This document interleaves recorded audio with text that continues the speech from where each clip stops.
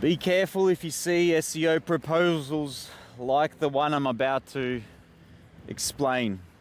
Just helping a friend out. They've had an SEO proposal sent to them to run their Google ads, their Facebook ads, their SEO. It's an e-commerce store, it's a Shopify. We do a lot of that. I'm just too busy to provide meaningful care. It's also not up our alley because some of the keywords that are desired are in the online cosmetic space, things like lipstick and all sorts of fragrances, where you've got really big bullies at the top of page. So there's elephant in the room is certain keywords you just will not be able to rank for. I can't comment on things like influencer marketing and TikTok and Instagram.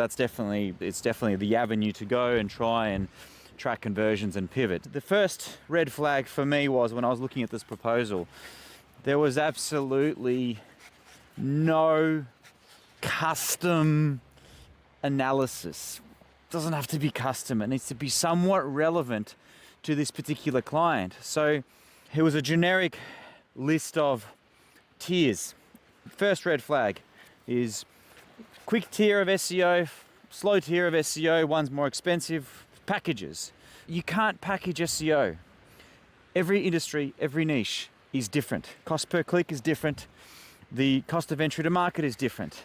So for example, the higher tier had 4 backlinks, the lower tier had 6 backlinks or whatever it was, and like DR30. Those links I can buy for $10. So there's your $40 going into the campaign, but also those links could be, right?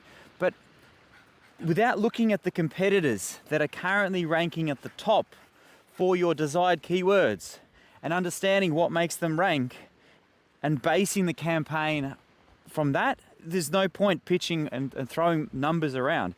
So it was a meaningless, it was like $4,000 for SEO. There was only one line item that actually itemized some work that would benefit the campaign, and that was 4 guest post backlinks. The rest was like, one line was like Google Analytics. Like, what does that even mean? The other line was Google Search Console. So we're just simply naming software now. The other line was, I forget what it was. Then the next question comes in is, a lot of agencies are too scared to actually log into the account and log into the website and actually make edits. Also, is that something that those edits will be approved by your in-house design team? So next question is, hey, is your team is comfortable logging into my site? So if someone says just SEO, what does that actually mean? So they might log into your site and it's fully custom coded. How are they able to pitch and price up a campaign without properly analyzing the tools that your website is being built with? It's wild. So what that's going to happen is if they log into the website and it's built completely with custom code in a foreign language or whatever, they're just going to put things in the too hard basket, right? It's one of the reasons a lot of the time I decline sites that I don't build from the ground up, especially if there's no in-house developer where I can provide a list of things that they need to change. They change them. Happy days. That way I'm just an SEO consultant, right? So that was the next red flag. I guess when someone sends you out a price list instantly, here's our tiers, and it doesn't matter if you're a pizza shop, a tax lawyer, or a dentist, then you get to choose from the same tiers. It's like we need to overtake the competitors. If the competitors are building 10-story buildings, 10 levels to their building every month, and we can only build 1, 2, then we're just never going to catch them, right? So red flag number 2, no proof of work in the same space. If you're hiring an SEO agency, the marketing agency, first question is, have you done work for a business like mine, a shop like mine, a keywords like mine? If the answer is yes, great.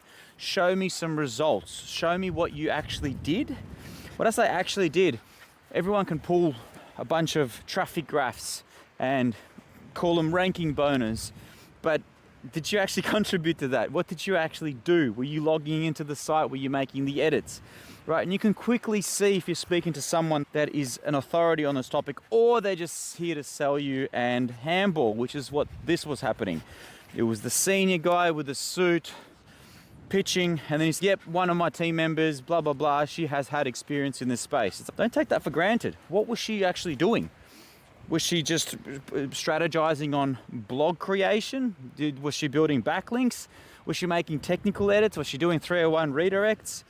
I understand that you're probably not going to be able to capture all the lingo, but that's the question that you want them to answer in writing and show some results. So if I've got an arborist campaign that I'm pitching to, or a builder or a wedding venue, it's like, I have X amount of websites that I've done this.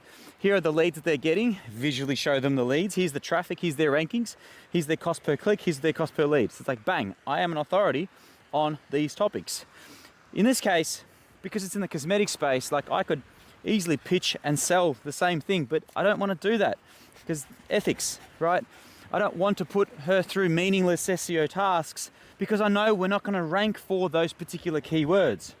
Another red flag was $1,000 for 1,000 words of blog content. Now look, I do not want to comment on good copywriting. Good copywriting costs much more than $1 per word.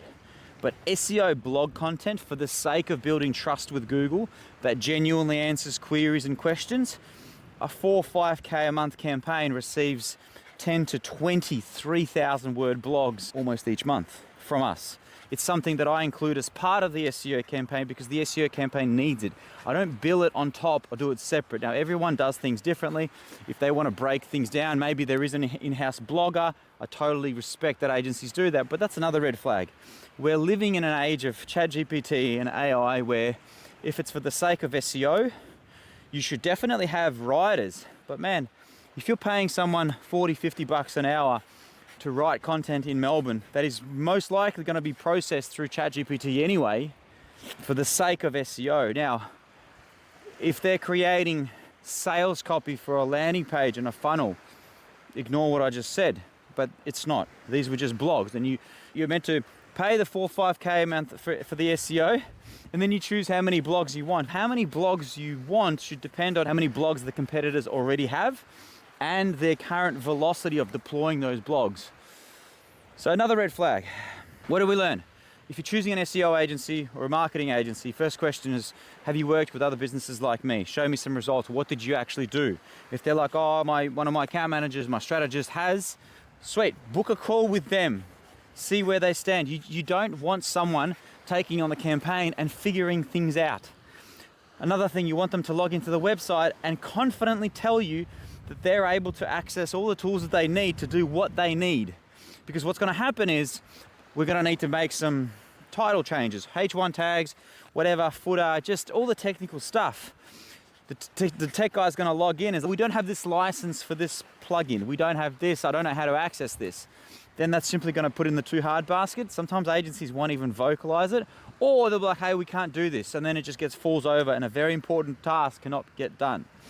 So before a quote goes up on the price on how much this home renovation is going to cost, the builder needs to come out and properly quote the job up. Like, what if it's got wooden floors and that's not going to hold the second story, right? So they need to do a proper inspection. So too many alarms, and I see these pitches left, right, and center. I'm really passionate about what I do, and I love what I do, but I really dislike the industry and some of the ways that these things. Now, I could be very wrong, right? I could be completely wrong about this agency, but it just sounded like it was very rushed. These are the sorts of things that I would be keeping an eye on. Now, I can't comment on the price of their Google ad or their Facebook ad because there's a lot of creative that's required. There were a lot of numbers not shared. So potentially, if we're making 112 ad variations, then yeah, 2 to 3K a month for that is very reasonable. But if it's just to set up one ad, why is it 4K a month? For what? Yeah, that's just the way I see it and the advice that I gave them.